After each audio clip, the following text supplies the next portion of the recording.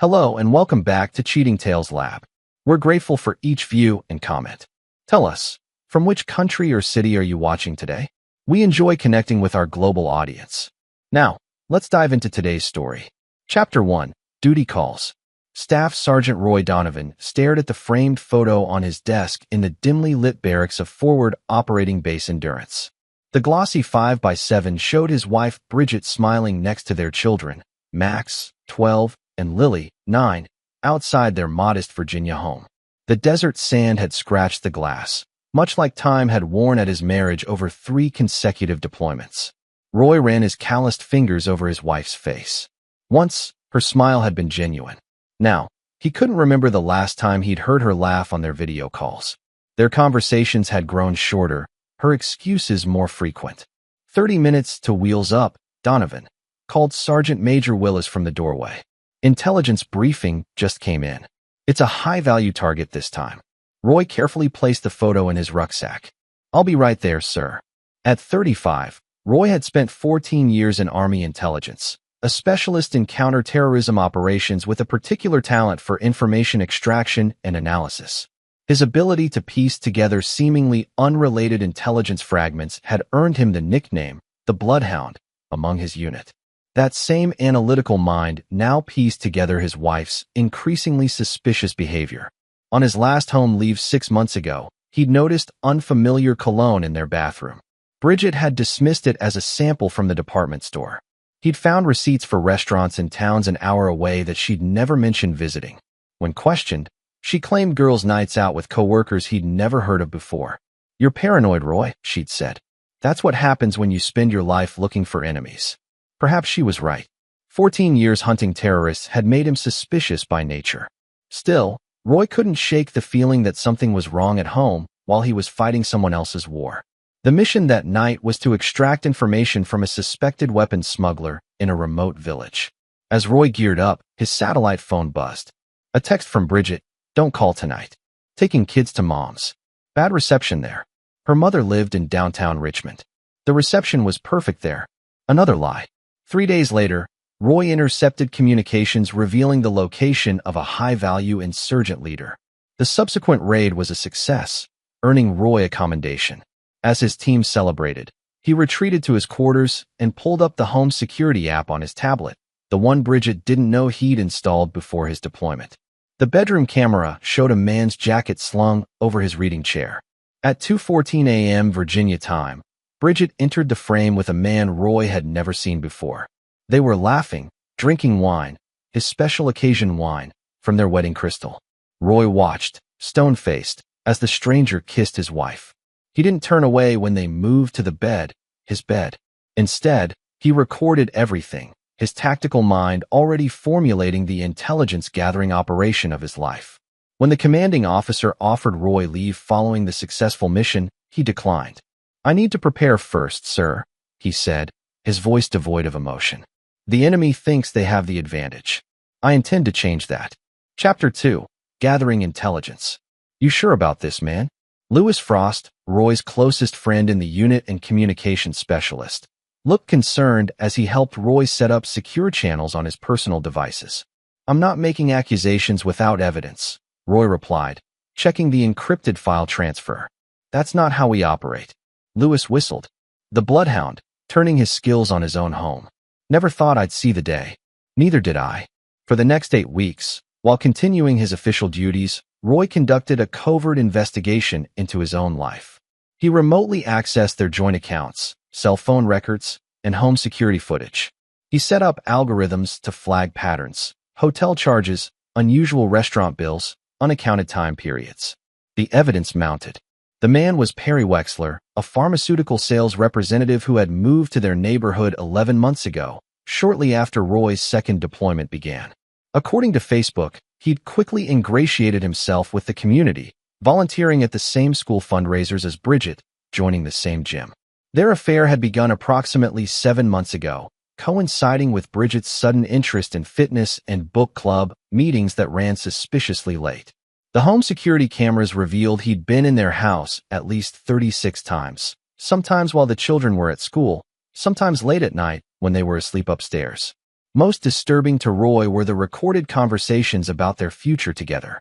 Roy will be deployed for another 4 months, Bridget had said, curled against Perry in Roy's recliner.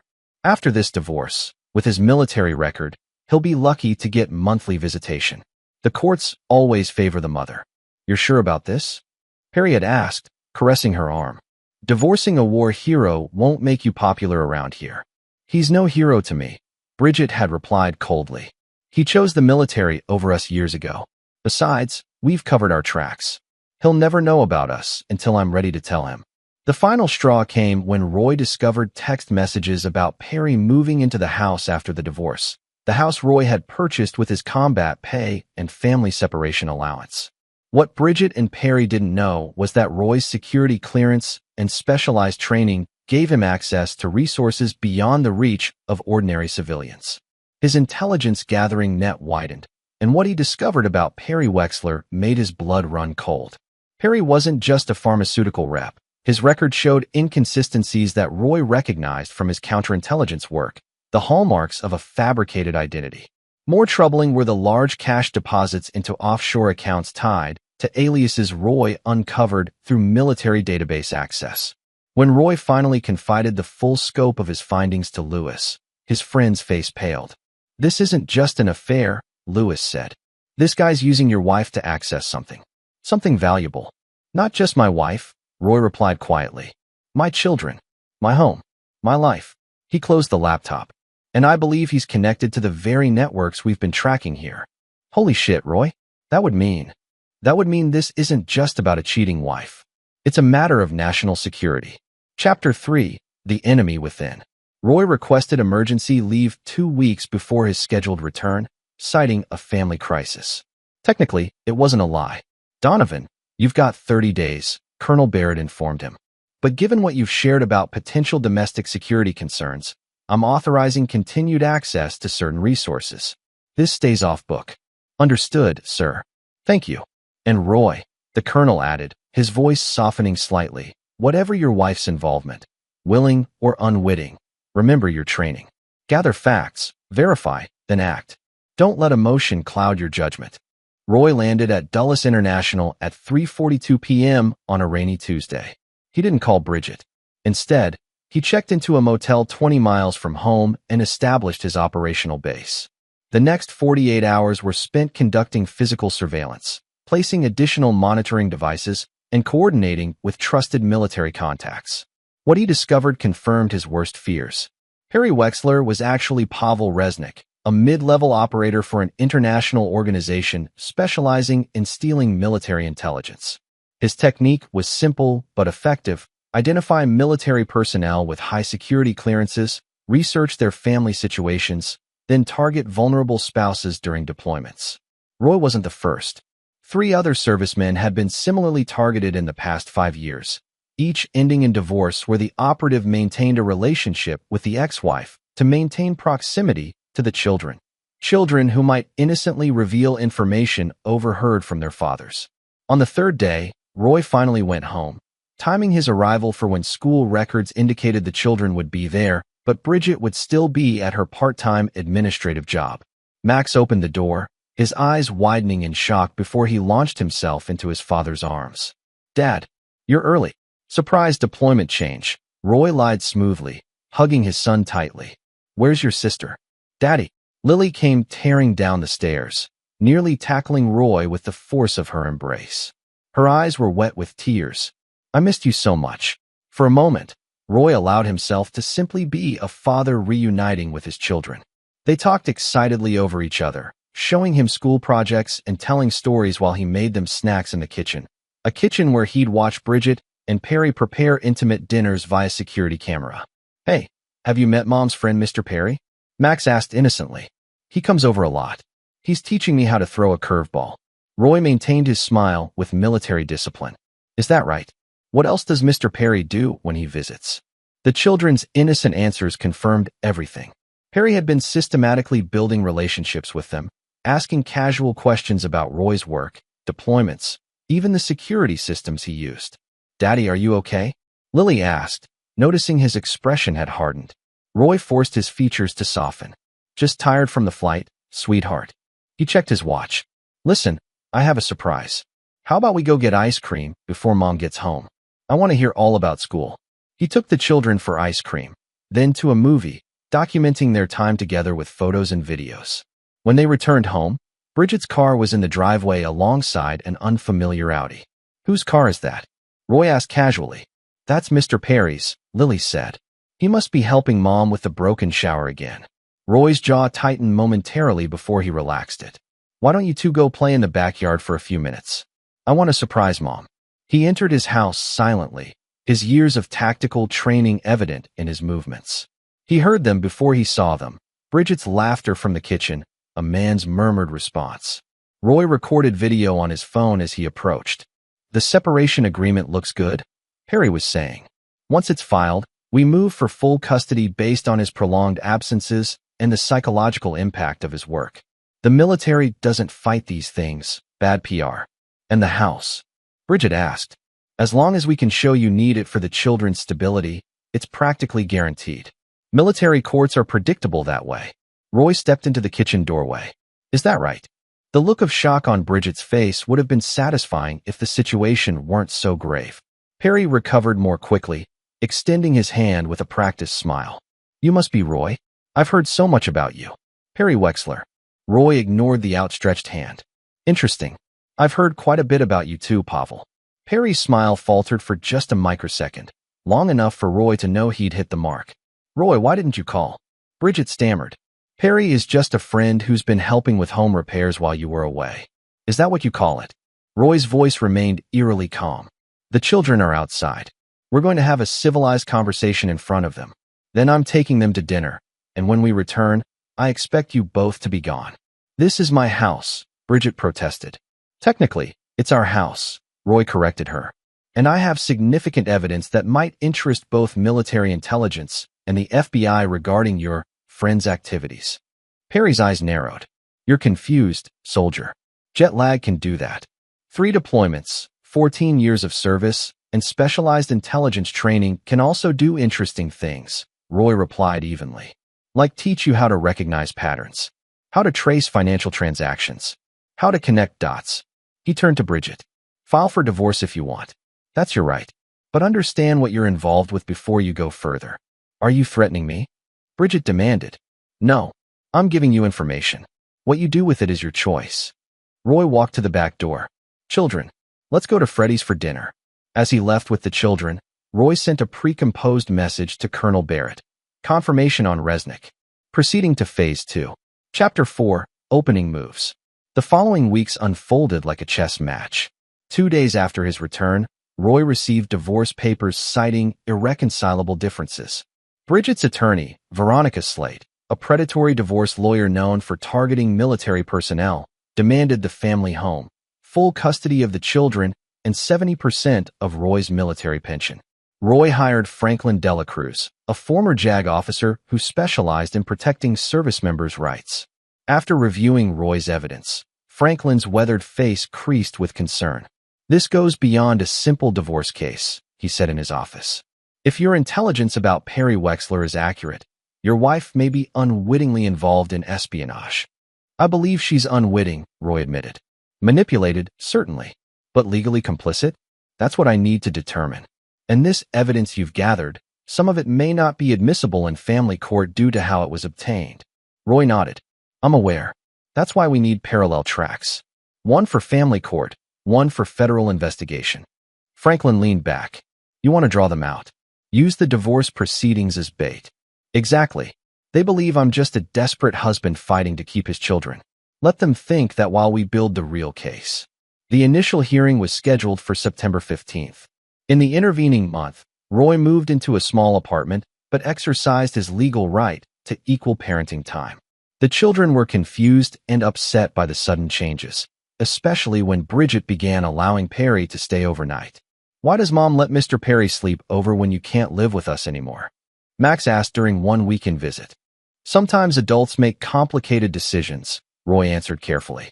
But I want you to know that none of this is your fault, and I'm going to make sure you're both taken care of. When alone, Roy continued his investigation. With Colonel Barrett's unofficial blessing, he coordinated with a small team of military intelligence specialists who helped track Perry's movements and communications. What they uncovered was disturbing. Perry had targeted 3 other military families before the Donovans, each time using the same methodology. He goes after families where the service member has access to classified intelligence, explained Captain Morales, a cybersecurity specialist assisting Roy off-duty. Gets close to the spouse, engineers a divorce, then maintains access to the children as a step-parent figure. Children talk, especially to adults they trust. They repeat things they've overheard, show things they've found. It's insidious. And effective, Roy added grimly. Have we identified his handler yet? Working on it. We've traced communications to a shell company in Delaware that we believe is a front. But here's something interesting. Large sums are being moved into accounts accessible to your wife. Roy's expression darkened. Show me. The financial trail revealed that Bridget had recently opened a private account where significant funds were being deposited, funds that coincided with Roy's deployment schedules and security clearance upgrades. The pattern suggested payment for specific intelligence milestones. She's not just being manipulated, Roy realized. She's being compensated. The betrayal cut deeper than the affair.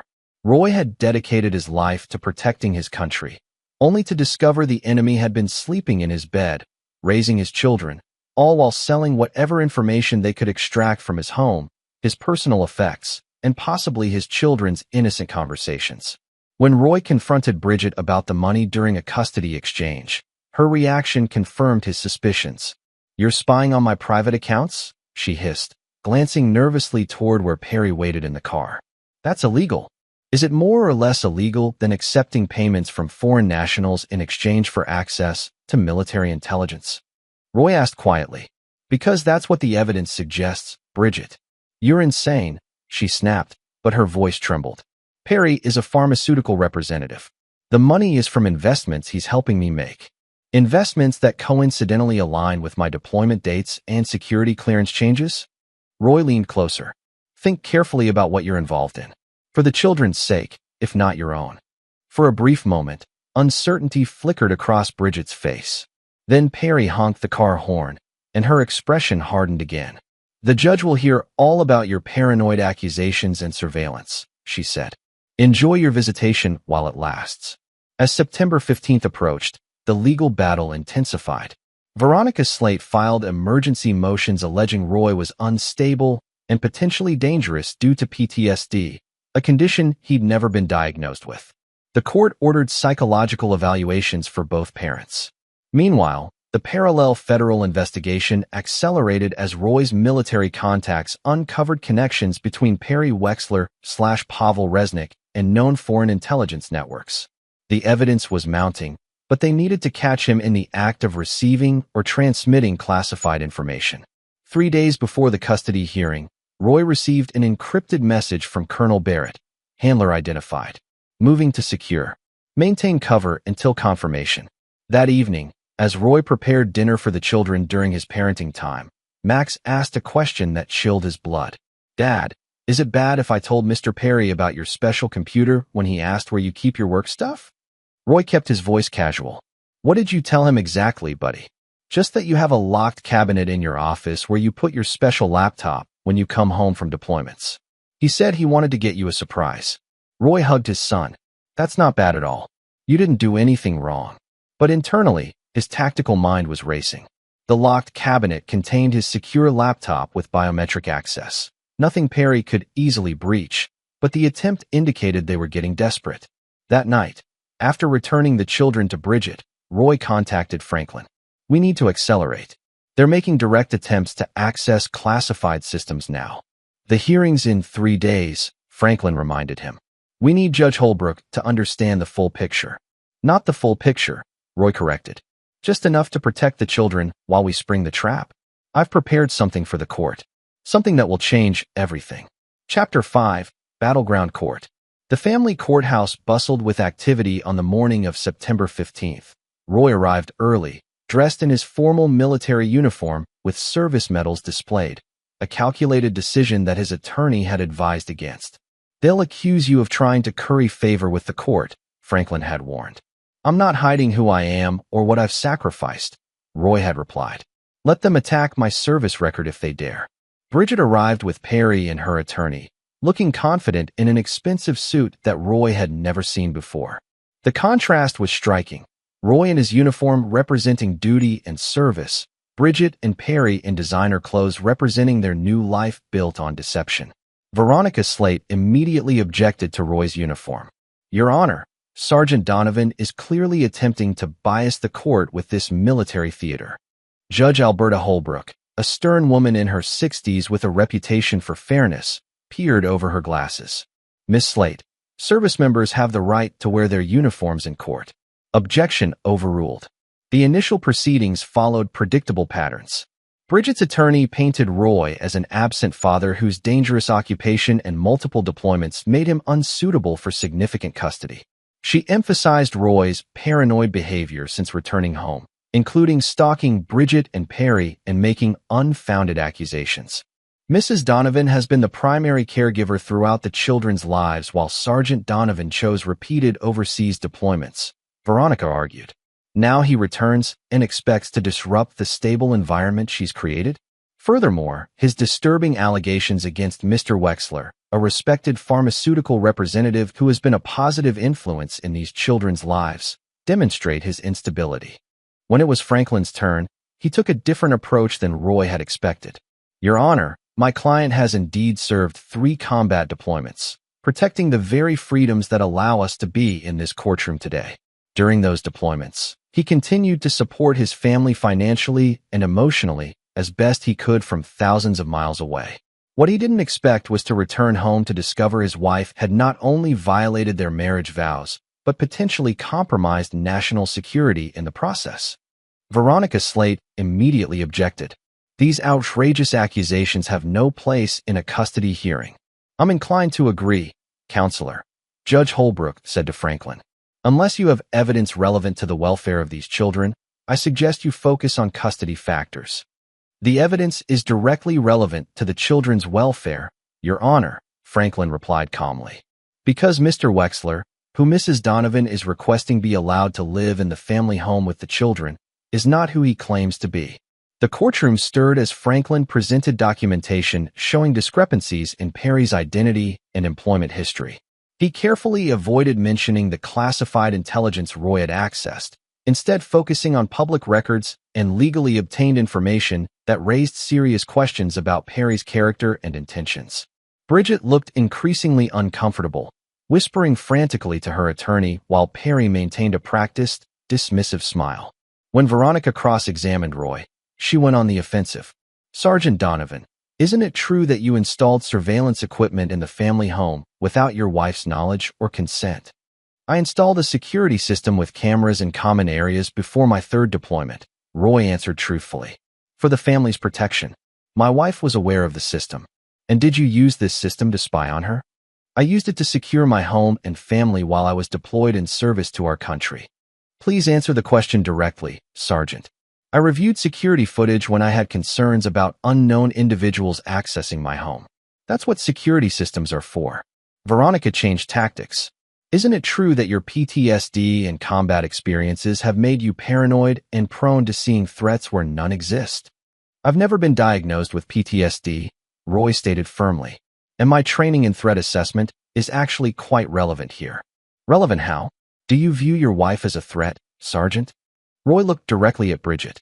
I view anyone who endangers my children's welfare as a threat, Counselor. The morning testimony concluded with character witnesses for both parties. Roy's commanding officers testified to his integrity and dedication, while Bridget presented neighbors and school officials who attested to her active involvement in the children's lives. After lunch recess, Judge Holbrook addressed both parties.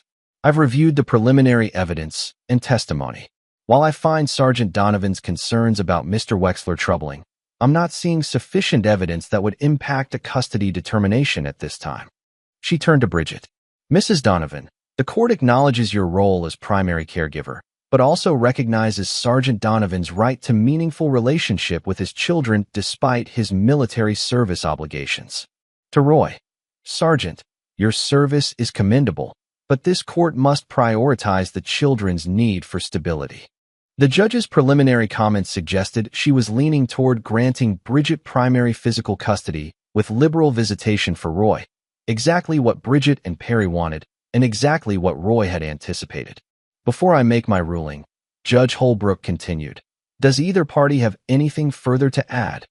This was the moment Roy had been waiting for. He turned to Franklin, who nodded almost imperceptibly. Your Honor, Roy said, standing. I have one document I'd like to submit to the court. He approached the bench with a single sheet of paper, the culmination of months of intelligence work, verified by military intelligence and the FBI. The document contained no classified information, only the results of their investigation into Perry Wexler/Pavel Resnick, including his connections to foreign intelligence operations and the financial trail linking him to Bridget. Judge Holbrook's eyes widened as she read. She looked up at Roy, then at Perry and Bridget. Her expression transformed from judicial neutrality to alarm. No one moves, she ordered sharply. Bailiff, immediately close the doors and secure this courtroom. Perry stood suddenly. This is ridiculous. I'm not subject to these proceedings. Sir, sit down immediately, the judge commanded. Bridget turned to Perry in confusion. What's happening? What did he give her? The courtroom doors opened to admit 4 military police officers in full tactical gear, accompanied by 2 FBI agents in suits.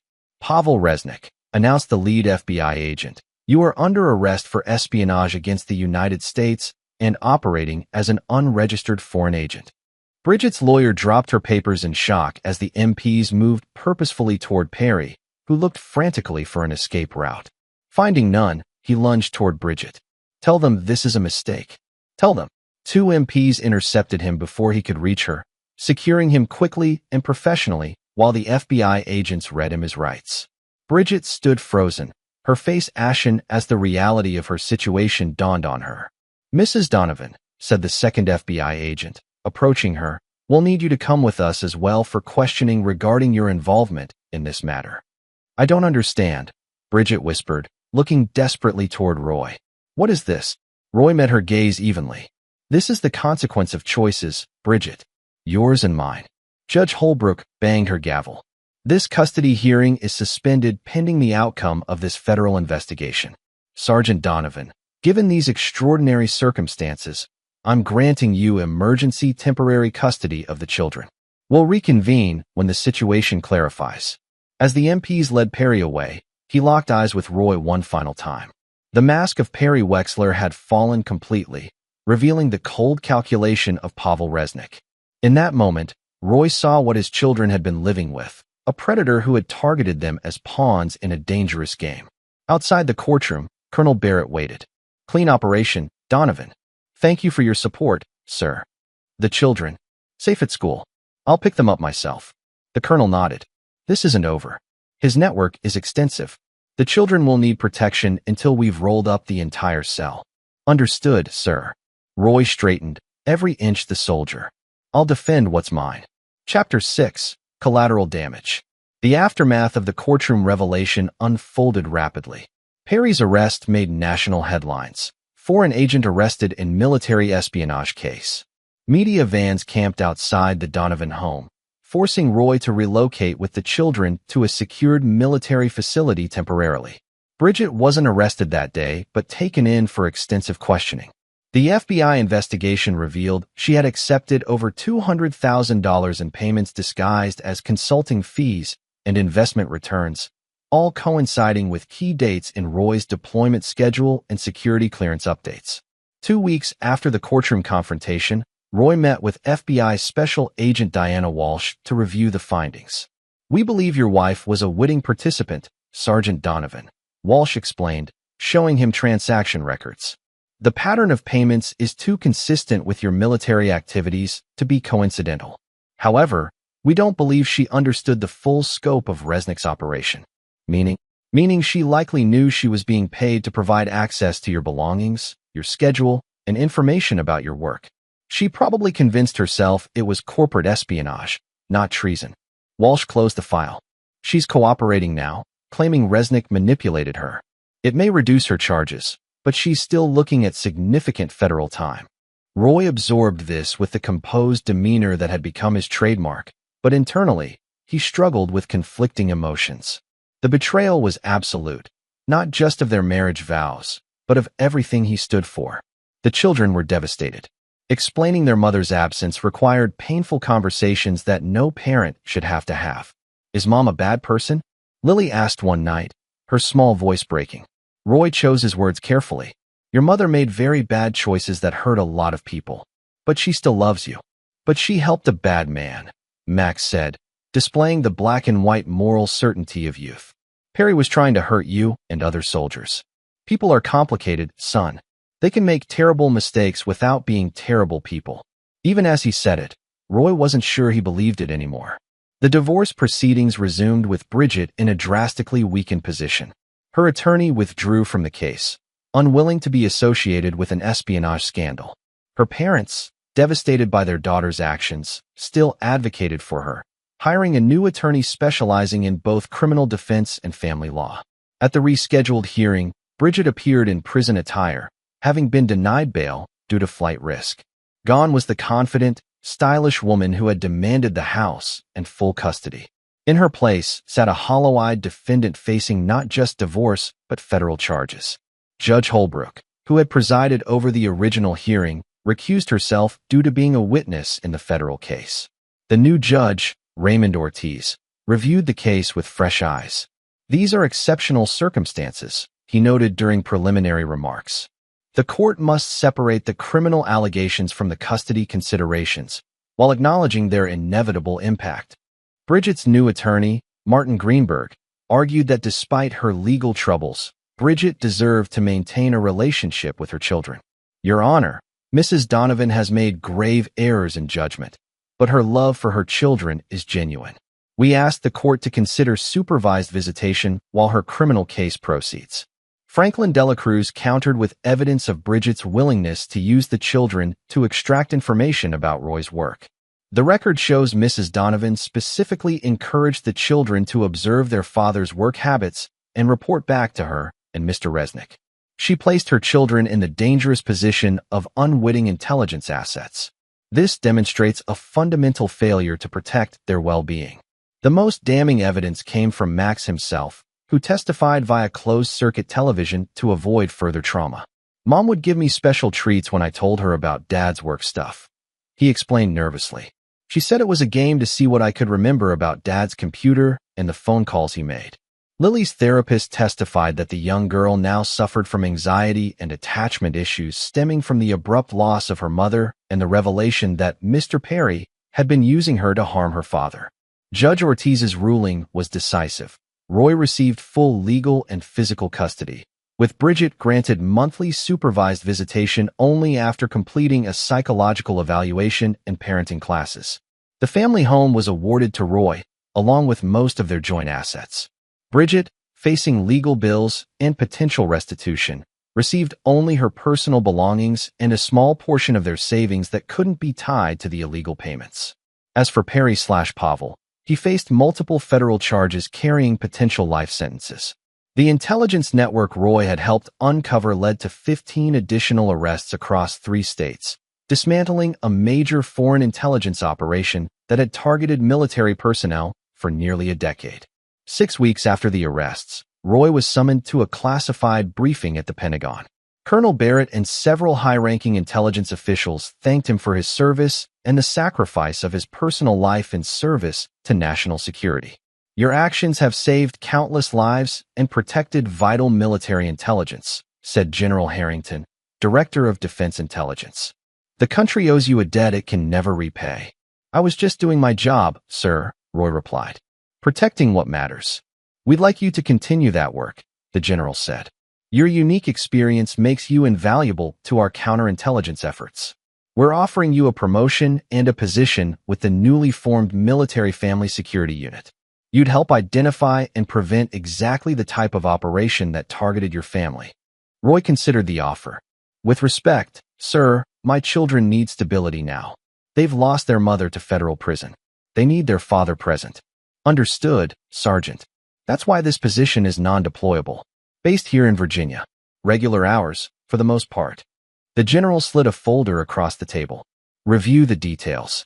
This work would protect other military families from experiencing what yours has endured. That evening, Roy sat on the back deck of the family home, now just his and the children's home, reviewing the offer. The position would allow him to continue serving while remaining present for Max and Lily. More importantly, it would give purpose to the personal tragedy they'd endured. As he contemplated the future, his secure phone buzzed with a message from Agent Walsh. Resnick talking. Claims operation larger than we thought. More sleepers in military communities. Can you come in tomorrow? Roy texted back. We'll be there. 0900. Inside, he heard Lily laughing at something Max said, a sound that had been too rare in recent months. Their resilience amazed him.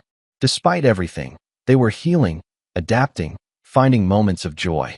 He wouldn't let what happened to them happen to another military family. The battlefield had changed, but his mission remained the same. Protect what matters, at any cost. Chapter 7. The Aftermath. 1 year after the courthouse revelation, Roy stood at his kitchen counter reviewing school permission forms while the children ate breakfast. Their morning routine had found its rhythm. Lunches packed, backpacks checked, a carefully maintained stability that had become their salvation. Dad, I need you to sign this for the Science Museum trip, Max said, sliding a form across the counter.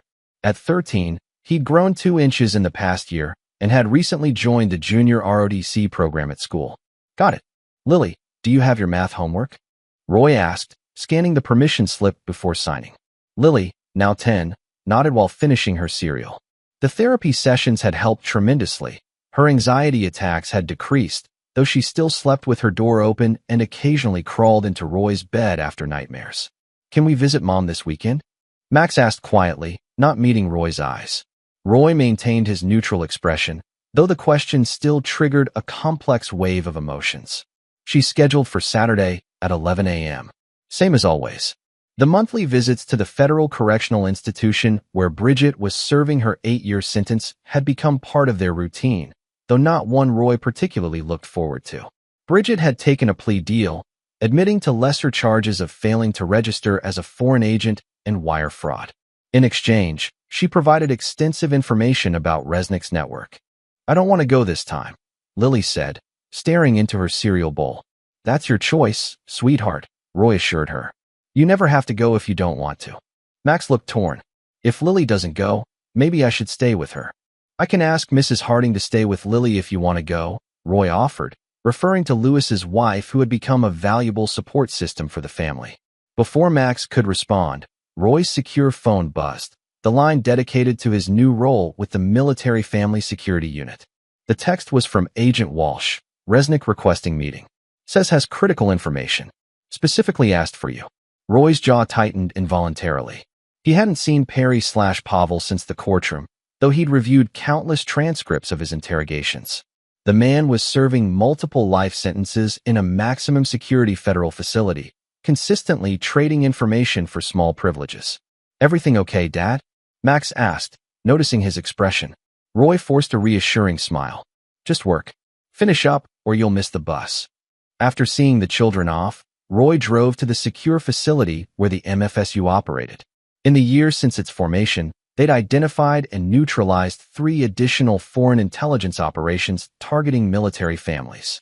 Roy's personal experience made him exceptionally effective at spotting the warning signs and patterns others might miss.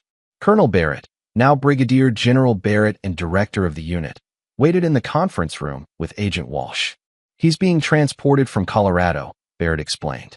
Arrives at 1,400 hours. Claims he has actionable intelligence on sleeper agents we haven't identified yet. Why now? Roy asked. And why me specifically? Walsh shrugged. Says he'll only talk to you. Could be legitimate, could be psychological games. You know how he operates. I do, Roy agreed grimly. Which is why I don't trust this. Barrett leaned forward. You don't have to take the meeting, Donovan. You've given enough already. Roy considered declining. His life had finally stabilized. The children were healing. His work was meaningful and allowed him to be the present father they needed. Why reopen old wounds? But the thought of other families, other children, being targeted by operations like the one that destroyed his marriage strengthened his resolve. I'll take the meeting, but on my terms, not his. The secure interview room was deliberately austere. A metal table bolted to the floor, 2 chairs, reinforced walls, and continuous monitoring. Roy waited, reviewing the file one last time, when the door opened. Pavel Resnick, formerly known as Perry Wexler, entered in shackles, escorted by 2 guards. The year in prison had aged him. His once charming smile replaced by a gaunt sharpness, designer clothes exchanged for a prison jumpsuit. Staff Sergeant Donovan. Resnick greeted him with a slight accent that had never been present in his Perry Wexler persona. Or is it Lieutenant now? I heard you received a promotion. Let's skip the pleasantries, Roy replied coldly. You requested this meeting. Talk. Resnick studied him with calculating eyes. How are the children? Max must be in middle school now. And little Lily, still afraid of thunderstorms. Roy's expression remained impassive, though internally his anger flared at Resnick's casual mention of his children. You've lost the privilege of knowing anything about my family. This meeting ends now unless you provide actionable intelligence. Resnick smiled thinly. Always the professional. That's why they never suspected you were onto them. He leaned forward, lowering his voice. There's an operation in Norfolk. Naval Intelligence. 3 assets currently active, targeting the Harrison family. Lieutenant Commander in Submarine Technology. Roy made notes without revealing whether he found the information valuable. Names. That would be too easy. Resnick's eyes gleamed with the familiar manipulation. I want something in return. You're in no position to negotiate. I'm in exactly the position to negotiate. I provide intelligence. I receive considerations. That's how this works. What do you want? Roy asked, though he already anticipated the answer. Contact with Bridget. Roy's pen paused momentarily on the paper. Not happening. Just letters. Monitored, censored, whatever security protocols you deem necessary. Resnick leaned back.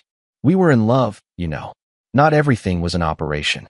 Spare me, Roy said flatly. You targeted her because of my security clearance. The psychological evaluation confirmed she was vulnerable to flattery and material indulgence. Standard procedure for your handlers. Is that what you tell yourself? Resnick asked. That she couldn't possibly have fallen for someone else? That it had to be a manipulation? Roy recognized the attempted psychological warfare and refused to engage. You have nothing of value. This meeting is over. As he stood to leave, Resnick spoke quickly. Michael Turner, currently employed as a sailing instructor at the Norfolk Marina, regularly provides private lessons to Harrison's teenage daughters. Background checks will show inconsistencies if you know where to look. Roy paused, then sat back down. Keep talking. For the next hour, Resnick provided detailed information about the Norfolk operation and 2 others in San Diego and Pensacola. The intelligence was specific, verifiable, and potentially valuable. Why give this up now? Roy finally asked. Resnick shrugged. My former employers attempted to have me eliminated last month. Prison transfer ambush. Failed, obviously, but the message was clear. My usefulness to them has ended, so my loyalty has adjusted accordingly. And the letters to Bridget? We shared something real. Despite what you believe. Resnick's eyes held a hint of what appeared to be genuine emotion. She deserves to know I haven't abandoned her. Roy gathered his notes. I'll verify this intelligence. If it proves accurate, I'll recommend your request be considered. No promises. As Roy turned to leave, Resnick called after him. She never stopped loving you, you know. Even with me, she talked about you. The hero. The faithful soldier. She just couldn't live with the loneliness anymore. Roy paused at the door, then left without responding. He wouldn't give Resnick the satisfaction of seeing any reaction. Later that evening, after preliminary verification confirmed Resnick's intelligence was legitimate, Roy sat on his back deck watching Max and Lily play with the neighbor's dog in the yard. Walsh had called to inform him that Michael Turner had been placed under surveillance, with evidence already emerging that supported Resnick's claims. We'll need you in Norfolk tomorrow, she'd said. The Harrison daughters have lessons scheduled with Turner. I'll be there, Roy had replied, after I drop the kids at school. Now, watching his children's innocent play, Roy contemplated Resnick's request. The thought of the man communicating with Bridget repulsed him. Yet denying valuable intelligence out of personal vendetta wasn't who Roy was, or who he wanted to be. His phone buzzed with a text from Bridget's prison account. The monitored system allowed limited communication related to the children. Max mentioned he might not come Saturday. Is everything okay? Roy stared at the message, remembering the woman he'd married, the mother of his children, before Resnick and his handlers had identified and exploited her vulnerabilities. The woman who, according to her psychological evaluation, had convinced herself the information she provided wasn't truly harmful, just corporate competition. He typed a response. He's conflicted. His choice. Lily definitely not coming this month. The reply came quickly. I understand. Thank you for not turning them against me completely. You could have. Roy didn't respond. The truth was more complicated than Bridget would ever understand. He'd never tried to turn the children against her, despite the pain she'd caused. Not because he'd forgiven her, he hadn't and doubted he ever would, but because the children needed to process their own feelings without his influence. Dad, come play. Lily called from the yard, waving excitedly. Roy pocketed his phone and joined his children, pushing thoughts of Resnick, Bridget, and national security to the back of his mind for a few precious hours. Tomorrow would bring new challenges, new threats to neutralize. But tonight belonged to Max and Lily. Chapter 8. Broken Trust. 2 years after the courtroom revelation, life had settled into what Roy's therapist called the new normal. The children were thriving academically. The nightmares had largely subsided. Roy's work with the MFSU had expanded to training programs for military families, helping them recognize and avoid targeting by foreign operatives. Bridget had served 3 years of her 8-year sentence, with potential early release for continued cooperation. Her monthly visits with the children had become more comfortable, though Roy still maintained his distance, coordinating through prison officials and occasionally Mrs. Harding, who would transport the children when Roy's work required travel. The Norfolk operation Resnick had revealed led to 5 arrests and prevented significant intelligence losses. Subsequent information he provided proved equally valuable, leading to reluctant approval of his request for monitored correspondence with Bridget. Roy had been informed but not consulted about this decision, which he accepted professionally while personally finding it disturbing. On a crisp October morning, Roy was reviewing security protocols for an upcoming military family retreat when his secure line rang. It was Walsh, her voice tense. We need you at headquarters immediately. Problem with Resnick. What kind of problem? The kind better discussed in person. It involves Bridget and the children. Roy's blood ran cold. I'm on my way. At headquarters, he found not only Walsh, but General Barrett, the prison warden from Bridget's facility, and 2 FBI cybersecurity specialists. What's happened? Roy demanded.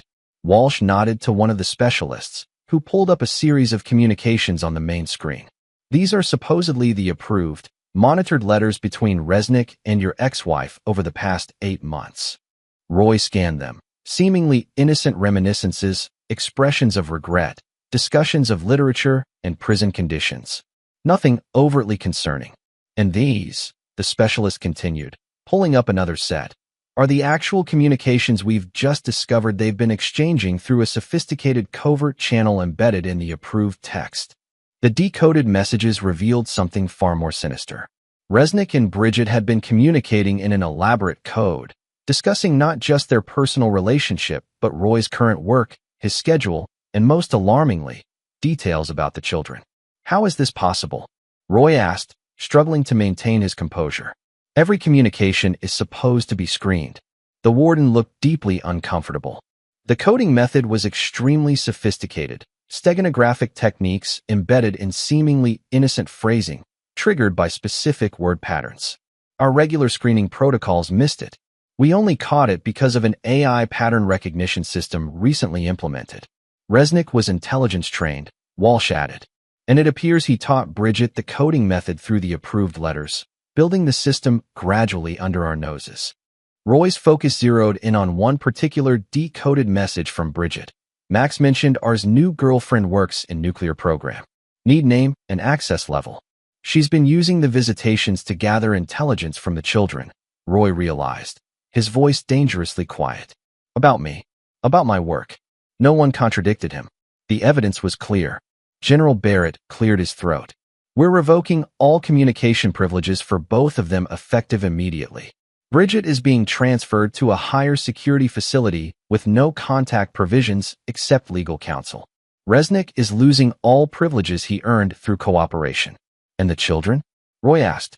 That's partly why we called you in, Walsh said gently. The content suggests Bridget has been systematically questioning them during visits, particularly Max, about your personal life and work details. Given your position, this represents a significant security breach potential. The implications hit Roy like a physical blow. The monthly visits he'd facilitated, believing they were important for the children's emotional healing, had been weaponized. Bridget hadn't changed at all. She'd merely adapted her methods. "We need to interview the children," one of the FBI agents said. "Determine exactly what information may have been compromised." "No," Roy stated firmly. "They've been traumatized enough. I'll handle this." "Donovan," General Barrett began, "protocol requires." "With all due respect, sir, these are my children. I know how to question them without causing additional trauma. I've been trained in these techniques, and I understand exactly what information we need to assess the breach." After some discussion, a compromise was reached. Roy would have an initial conversation with the children, recorded for security purposes, with a child psychologist present. Based on those findings, a determination would be made about further investigation. That evening, Roy sat at the kitchen table with Max, now 14, and Lily, 11. He'd picked them up from their after-school activities early, knowing this conversation couldn't wait. "I need to ask you both some important questions about your visits with Mom," he began carefully. "You're not in trouble, and Mom's not in trouble. We just need to understand some things." Max's expression immediately grew guarded. "What kind of things? During your visits, does Mom ask you questions about me? About my work, or people I know?" The siblings exchanged a quick glance that confirmed Roy's fears before either spoke. "Sometimes," Lily admitted. "She asks if you're happy, if you're dating anyone. Normal Mom stuff." "Does she ask about specific people? Or about my job?" Max stared at the table. "She asked about Laura a lot. Wanted to know what she does at the base. I just said she works with computers because that's all I know anyway." Laura Phillips was a cybersecurity specialist at the MFSU whom Roy had been dating for approximately 6 months. Her work involved classified nuclear defense systems. "What else, Max?" Roy prompted gently. "She asked if I ever see any of your work papers or hear your phone calls." Max looked up, guilt written across his face. "I told her about the safe in your office. I didn't think it was a big deal, just Mom being interested." Roy maintained his composure despite the sinking feeling in his chest. "Did she ask you to look for anything specific? Or to tell her about my schedule?" Lily spoke up. "She always wants to know when you're traveling. She says it's so she doesn't schedule calls when you're away, but she writes it down every time." The conversation continued, revealing a methodical pattern of intelligence gathering disguised as maternal interest. Both children had unwittingly provided information that, while seemingly innocent in isolation, could be pieced together to form a troubling picture of Roy's work, movements, and associations. When they finished talking, Roy faced the hardest part. "I need to tell you something difficult. Mom has been sharing this information with Perry." "What? How?" Max demanded, his voice cracking. "He's in prison. They've been writing letters. And it turns out they were hiding secret messages in those letters."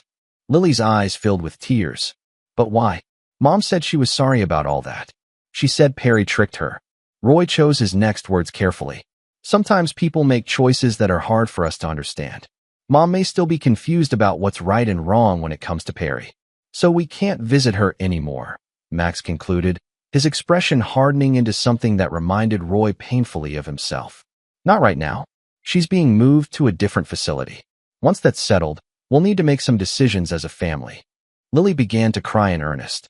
"I don't want to see her anyway. She's still a liar." Roy gathered his daughter into his arms, holding her while she sobbed.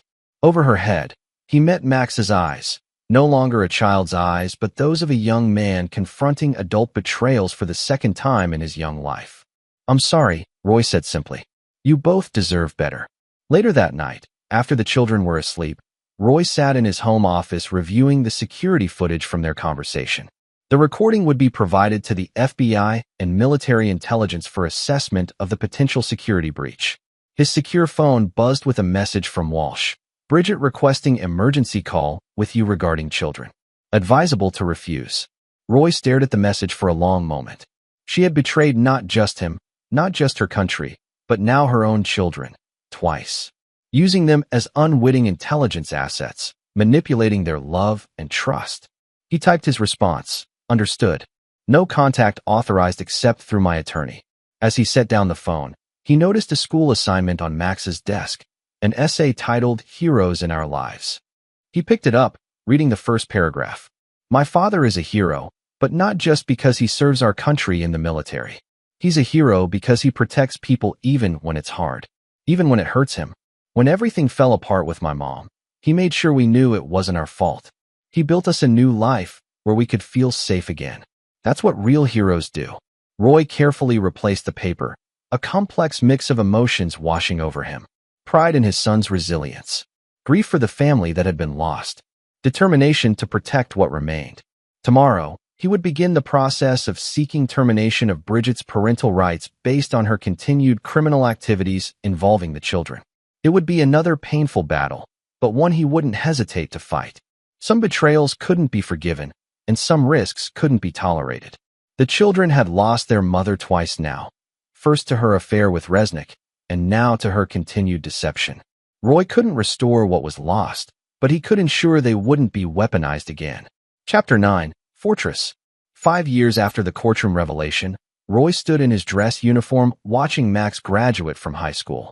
Now 19, his son had grown into a young man of impressive character, academically gifted, physically disciplined, and possessed of a quiet strength that reminded Roy of his own father. Beside him sat Lily, 16, recording the ceremony on her phone. She'd overcome her earlier trauma through years of therapy and had blossomed into a confident young woman with a passion for cybersecurity, inspired, she said, by watching her father's work protecting military families. And now, announced the principal, our valedictorian, Maxwell Donovan. Roy swelled with pride as Max approached the podium. Neither child bore their mother's surname anymore. A legal change finalized 3 years earlier when Bridget's parental rights were terminated following her conviction on additional charges of attempted espionage. My journey to this podium hasn't been a traditional one, Max began, his voice steady and mature. Many of you know parts of my story, the headlines, the public record. But the most important lessons I've learned came after the cameras left and the news moved on.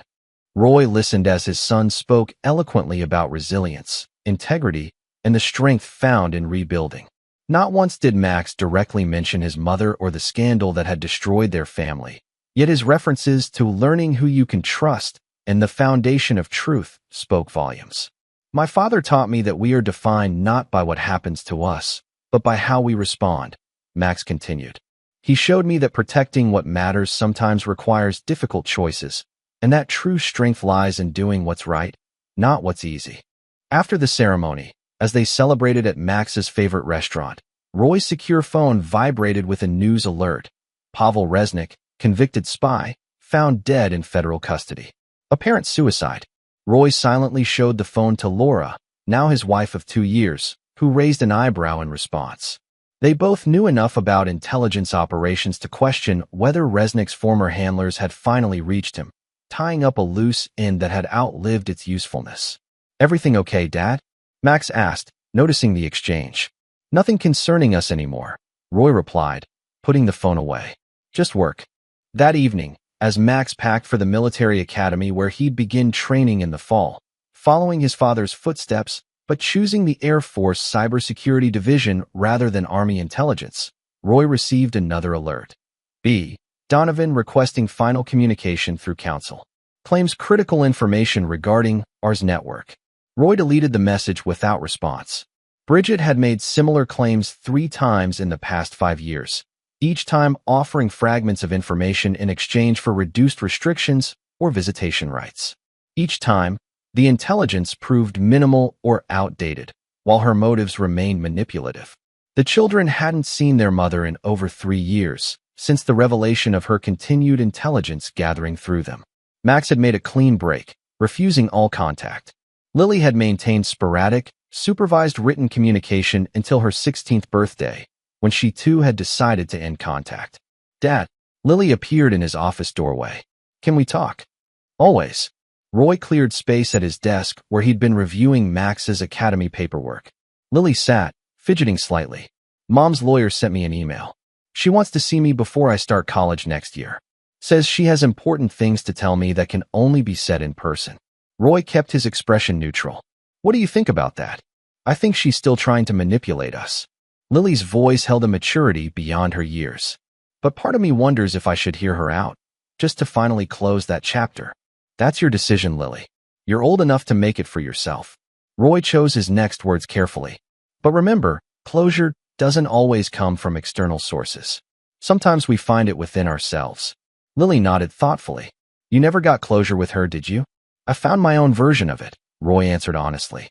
"By focusing on what I could control, creating a safe home for you and Max, doing meaningful work, building a life based on truth rather than lies." "Do you ever regret how things turned out?" "Not forgiving her." Roy considered the question seriously. "I've never regretted protecting you and Max.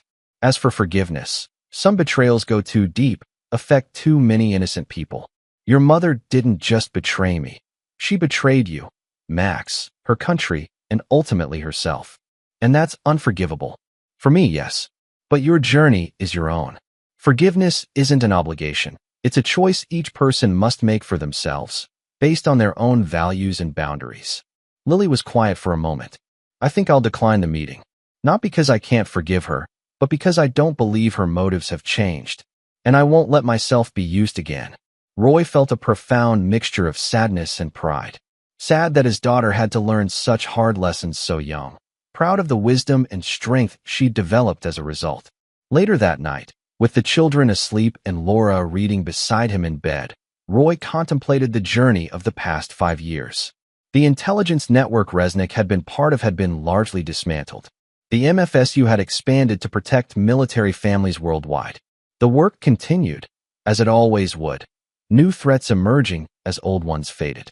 "Penny for your thoughts," Laura said, setting aside her book. "Just reflecting," Roy replied. "Max heading to the academy. Lily making her own decisions about Bridget. The fortress stands." Laura understood the reference. Early in their recovery, Roy had described his approach to rebuilding their family life as constructing a fortress, not to hide within, but to create a secure foundation from which the children could safely engage with the world. "You've given them something remarkable, Roy. Not just protection, but the tools to protect themselves." "We all have," he corrected, including her in the achievement. Laura had been instrumental in helping the children heal, bringing warmth and stability while respecting the complex emotions surrounding their mother. His phone buzzed once more, the final update he'd been waiting for. The message was brief. "B. Donovan transfer complete. Maximum security, communications blackout implemented per court order." Roy set the phone aside without comment. Bridget had made her choices, repeatedly. Now she would live with the consequences, permanently isolated from the family she had betrayed and the children she had attempted to exploit. The legal battle to terminate all contact had been brutal but necessary, with the court ultimately agreeing that her continued manipulation represented an ongoing threat to both the children's well-being and national security. In the morning, Roy would help Max load his car for the academy. In the fall, he would see Lily begin her senior year of high school. Their lives would continue to unfold, shaped by, but not defined by the betrayals of the past. The fortress he had built around his family wasn't comprised of walls, but of truth, transparency, and unwavering principles. Within its boundaries, his children had found not just safety but the strength to forge their own paths. Outside its protection, those who had chosen deception over loyalty, manipulation over love, would find no quarter, no forgiveness, no return. Some might call him unforgiving. Roy considered it clarity of purpose. The enemy had breached his home once, using those he loved as weapons against all he stood for. That breach had been sealed, the damage repaired, the lessons learned. Never again. This is where our story comes to an end. Share your thoughts in the comments section. Thanks for your time. If you enjoy this story, please subscribe to this channel. Click on the video you see on the screen, and I will see you there.